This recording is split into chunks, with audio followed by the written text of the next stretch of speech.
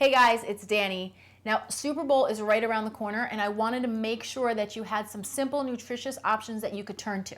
So if you're serving a big crowd and the goal is healthy, delicious, and easy, hands down, you have to go with chili.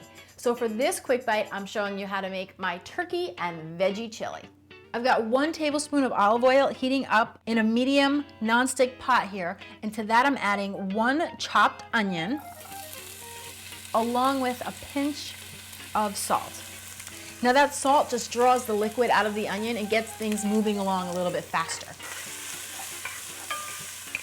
Once your onions are fragrant and becoming translucent, then you're ready to add in 3 cloves of minced up garlic and 1 chopped up bell pepper.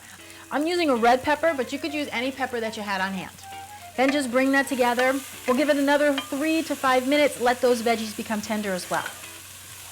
Once your veggies are nice and tender, then you're ready to add in your ground turkey. I've got 1 1/4 pound of extra lean ground turkey, along with a tablespoon of chili powder, 1 teaspoon of ground cumin, which is nice and smoky, and a teaspoon of dried oregano. Give it a little bit more salt and some fresh black pepper. And then you just want to take your spatula and start working the meat and the veggies, because you want to break the meat down into little pieces and you want everything to be evenly coated with all the spices that you added into the chili. Okay, you just want to keep on working it until you've got the meat right where you want it.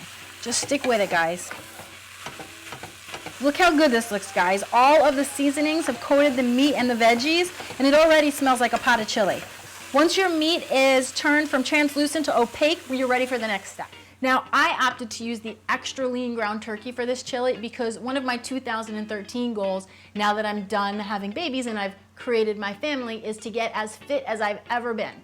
So I'm making small changes here and there to help support that goal. But you could certainly use a ground turkey with a little more fat in it, and that would just give you a little bit of a richer chili. But I'm telling you right now, guys, the flavor is going to be delicious either way, so you really can't go wrong. So once your turkey and veggies are all coated in the spices and the meat has gone from translucent to opaque, you're ready to add in 1 15-ounce can of kidney beans that I've already drained and rinsed, 15-ounce can of diced low-sodium tomatoes. I got the one with the green chilies added, adds a little more flavor. And 3 cups of low sodium, preferably organic, chicken stock. Crank the heat up to high, and we're gonna let this whole thing come to a boil.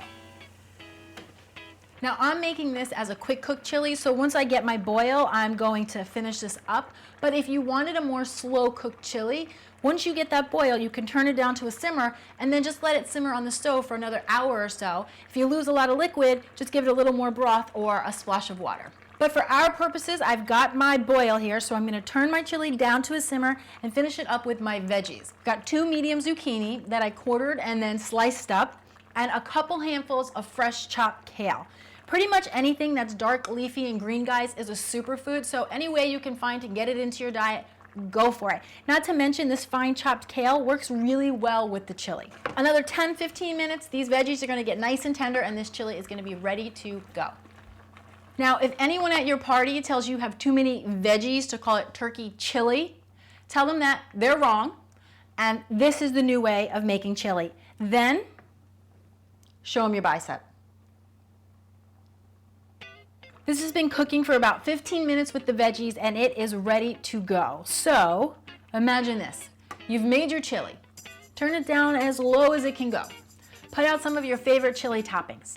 And then when your friends get hungry, they can come over to the stove, make themselves a bowl of chili, and then pick out their favorite toppings, maybe a little cheese and some chopped up onion, and then go sit down and enjoy their chili. And you get to enjoy your friends and the game.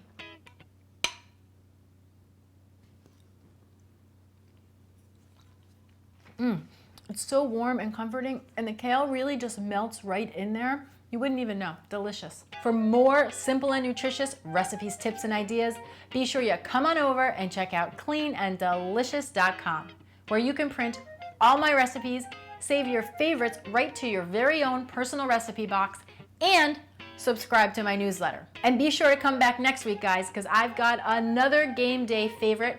I'm going to be making my clean and delicious cheesy collard green and artichoke dip. Thanks so much for watching. I'm Danny Spees. I'll see you next time with another quick bite.